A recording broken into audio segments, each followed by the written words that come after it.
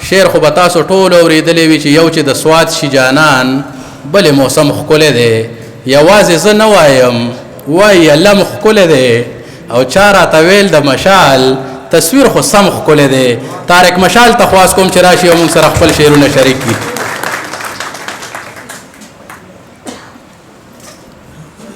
بسم الله الرحمن الرحیم.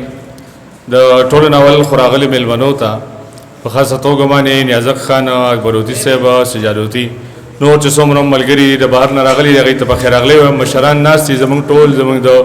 ادبي چې کوم اهل ضلع کې ټول مشران دي، هغوی ته سلامونه او احترامات. حمزوي او د هغوی ټولو ملګرو ته د امن را جوړ کړی مشاعره کې دغه څو شعرونه ډالۍ کوم او مننه کوم چې پنجره کې ګیر د امن په موږ ګنډیر د امن،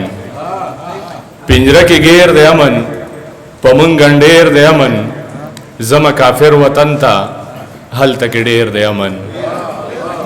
زما کافر وطن ته هلته کې ډیر د امن، او موږ په جنگ کې لوی شو زموږ نه هیر د امن. او دغه نور څو شعرونه چې د مذهب که غیر مذهب مري، د مذهب که غیر مذهب مري، بندگان زما د رب مري،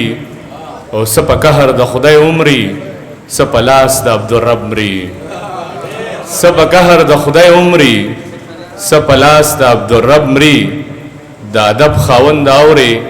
ستا په غېږه کې ادب مري، د ادب خاوند اورې ستا په غېږه کې ادب مري، او ستا مشال له پیغور بس دی درته چا وی چې په ډب مري. او ډېره مننه دغه نور څو شعرونه چې چرته روانم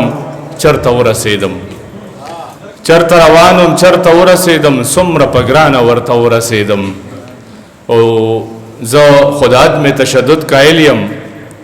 زه خود عدم تشدد قایل یم، سر مې کړه پرې که شرته ورسېدم، او په بندګانو ورلمینه ویشم،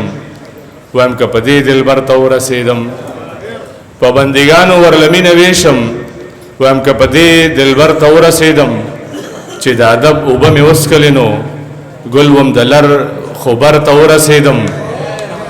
چې د ادب اوبه مې وڅکلې نو ګل وم د لر خبر ته ورسېدم، او ما به ترې مړ راوړي مشاله واوره یو ځل که هغې در ته ورسېدم. دا اخري څو شعرونه وایم چې دوه قدمه لاړمه تر صنمه لاړمه، دوه قدمه لاړمه تر صنمه لاړمه، نیازک خان ستا په سر قسم خورمه سل قسمه لاړمه، ستا په سر قسم خورمه سل قسمه لاړمه، ته چې پې خوشحاله یې زه کمرمه لاړمه، او زم د ننګ میدان ته ځم ځان ته لمه لاړمه، او سر دې پکې وبایلم تا ګټمه لاړمه، او ستا په خندا زه مشال تیر وتمه لاړمه. ډېره مهرباني، یو جهان مننه.